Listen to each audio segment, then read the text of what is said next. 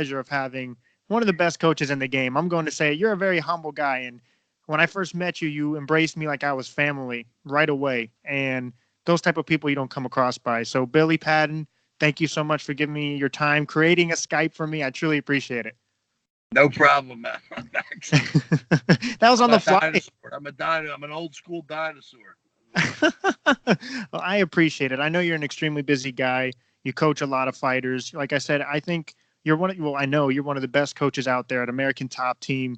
That facility, when I went there, like I felt like I couldn't tell you enough. It was breathtaking. That's one of the best. It's the best facility I've ever seen in the MMA game. It absolutely. It's every day we go in there, it's like you're walking past people that are on TV every day. It's overwhelming, and it's a real honor to be able to coach there. It really is. Yeah, that's incredible. Granted, by any means whatsoever. Yeah. So I have this evaluation championship model I've created, and I want to run it past you. Sure. So as a coach, you see things through a different lens than I see it, than an average fighter would see it or an average viewer would see it. So you have another eye when it comes to seeing talent and what things to look for. Now, this isn't evaluating regular talent. This is evaluating a champion. Like, guy walks into a gym and you go by this criteria and, okay, that guy's a champion. And I went through the history of champions in the UFC, and I've ran my model past all of them, and they all qualify in every box. Evaluating a champion in my mind is, one, they have to have some type of God-given ability, some type of athleticism that is just you can't teach. A John Jones, a Greg Hardy, a Khabib's strength, a George St. Pierre's athleticism. Secondly, are they get it guys? Do they have that IQ where they just understand what they're good at, what they're not at? They're very intelligent, that fighting IQ. And lastly they have to be a specialist in something. Now, an MMA fighter, you can be well-rounded, but you have one thing that separates you. It's Khabib's grip, Dustin Poirier's endurance and his heart, Hardy's insane power and timing. And then lastly, the situation you walk into. What are you walking into, and can you control the room type of thing? What do you think of that model? I love it. It kind of covers all the bases. There's a component of heart. Yeah. That these guys have to have a certain degree of intestinal fortitude that you can't really see until they fight. You follow me? Teach it. You can't instruct it. You can't give it to them. They have to have that, that deep down inside of this hunger, this hunger that they want to succeed, Yeah, no, right? That's a great point. I think stop for anything. Dustin Poirier is one of those guys that brings the violence. He brings violence, and nobody brings violence like Dustin Poirier. And Khabib better be ready. I'm telling you, he better be ready. And everyone, it's so hard to bet against Khabib, and he's a beast, an absolute beast. I understand. He shakes off punches like they're nothing. Like he's like he climbed down from a tree. The guy, he shook Barbossa's, Edson Barbossa's kicks and punches off like they were like little they're pellets. They bend him. So we understand that, but no one brings violence like Dustin Poirier. So you brought it up, and I said it on my podcast earlier on a couple episodes back. This fight, and I posted it on Facebook.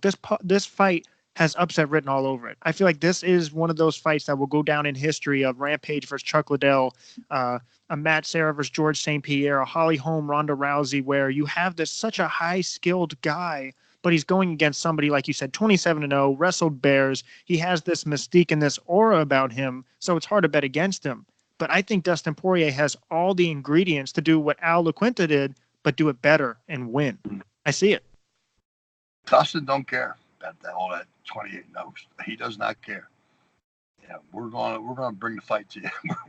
He's coming for your head. He's coming for your head, Khabib. So I love it.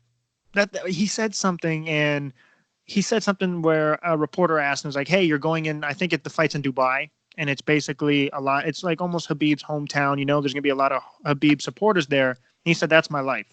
he said, I've been counted out my whole life. And I think that's something you can't teach. Having a chip on your shoulder is something that you just have. And I think that's extremely dangerous. And Khabib talked about the fights with George St. Pierre or Tony Ferguson. They ask him about Conor. It's almost like in a weird way, he's assuming he's going to maul this guy. And I love Khabib, but I think Dustin's shocking it. I really do. I think he's shocking the world. I love it.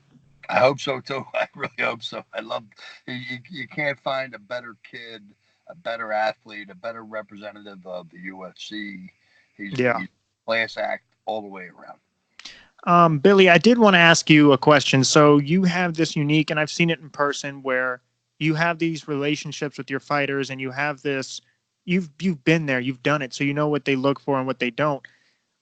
Do you have one of your favorite boxing stories? Because I know you were a beast back in the day, and you're still a beast now. What do you have a story that you can like kind of shed light on and share with us about one of your favorite boxing moments you've had in your day?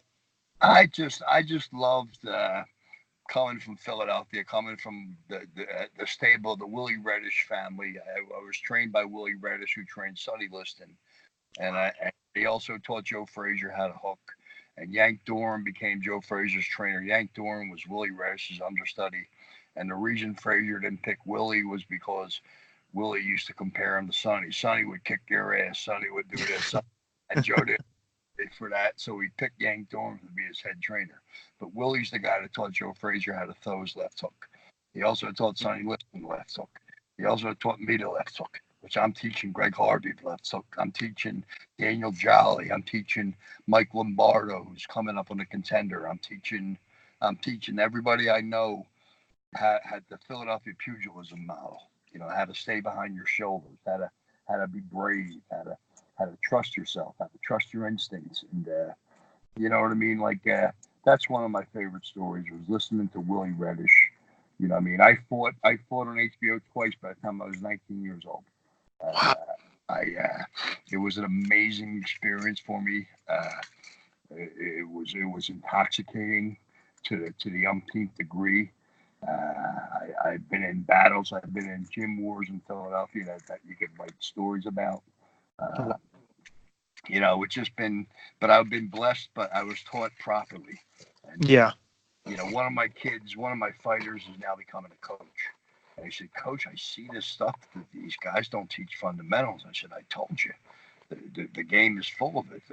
You know, you cannot, the worst thing you can do in striking, Max, is throw a lazy jab. You know, and fatigue. Right. You know, the other night, you know, a kid got caught, you know, and because I timed it, he watched his film. And he knew that he was lazy on the jab. So he timed it perfectly. Bang! Came over with the right hand. And the end of the story. It's a 4-ounce glove. It's a game changer. Right. It's nothing to play with. The worst thing you can do is throw a lazy jab. So all my guys jab up. They jab up. They will put that, their whole shoulder will cover their cheekbone and their mandibular process, and they will not get hit. They will not get hit with an overhand right. I promise you that. Okay, that's my guys.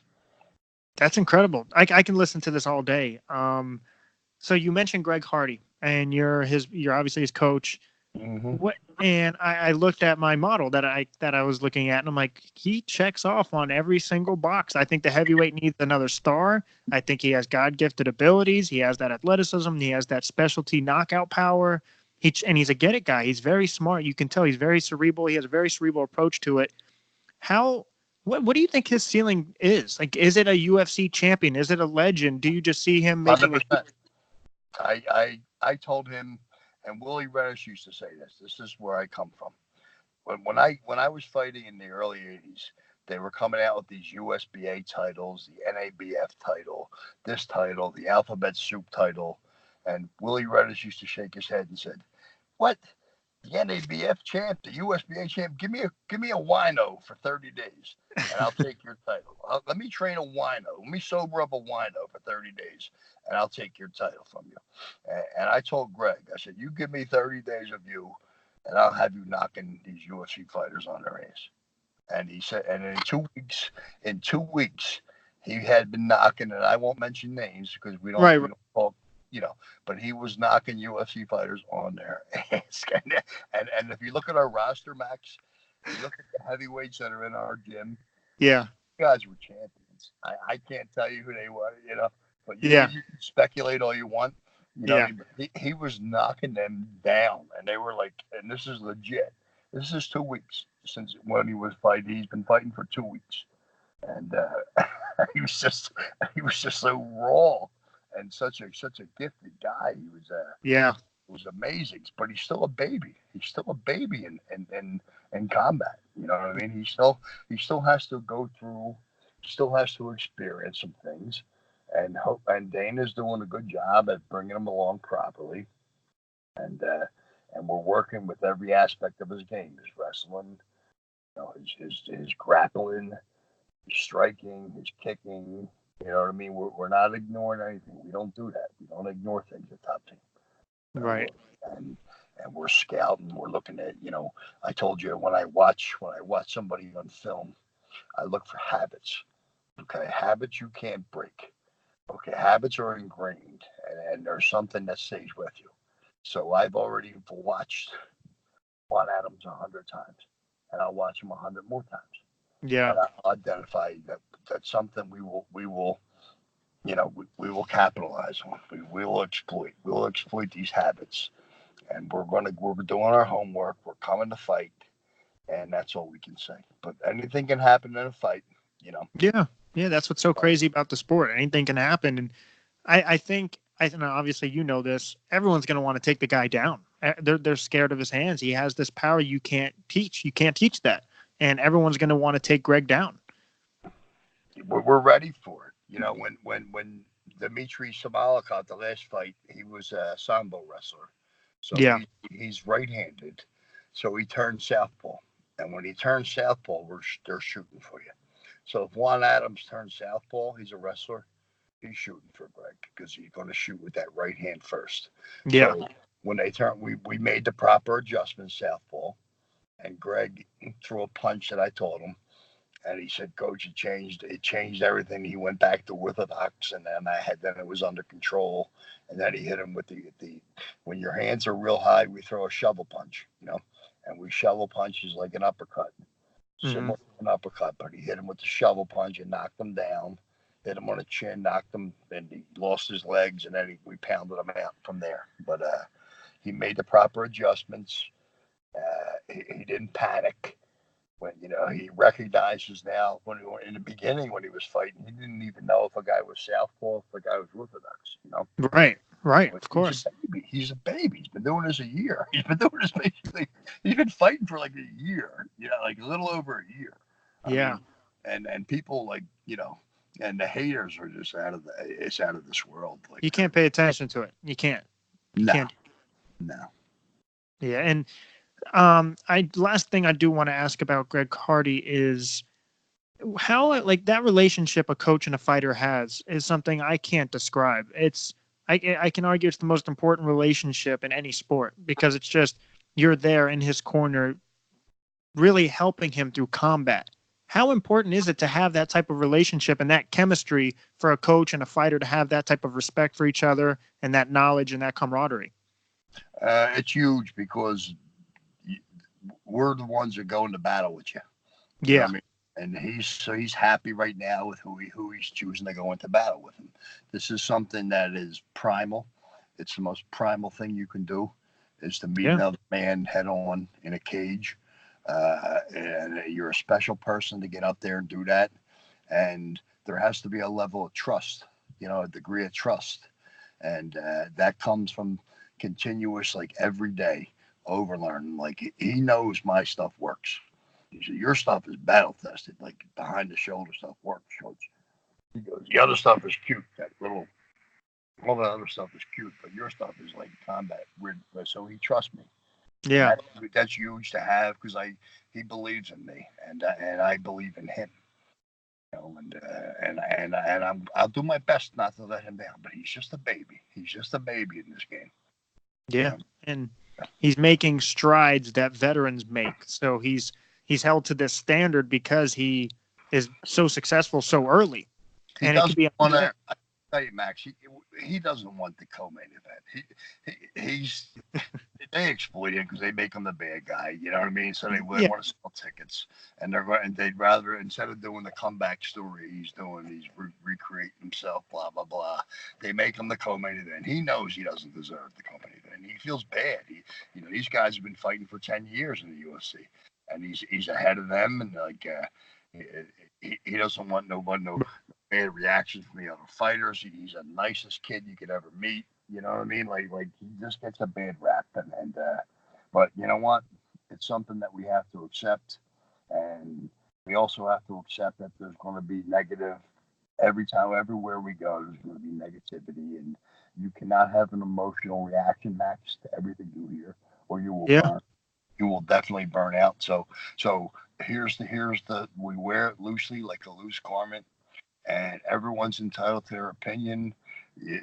That's okay. That's your opinion. We respect your opinion. You can have your opinion. You weren't there. You don't know what happened. Blah blah blah. But we're not going to overreact and get all emotional and lose our train of thought. We're focused on the prize. And after his first fight in the UFC, where he kind of let the big stage get to him, I took him and I said, Greg, nothing matters. The weigh-in doesn't matter. The stare down doesn't matter. All the shit talking before doesn't matter. What matters is when that buzzer sounds, okay, and then you go to war then.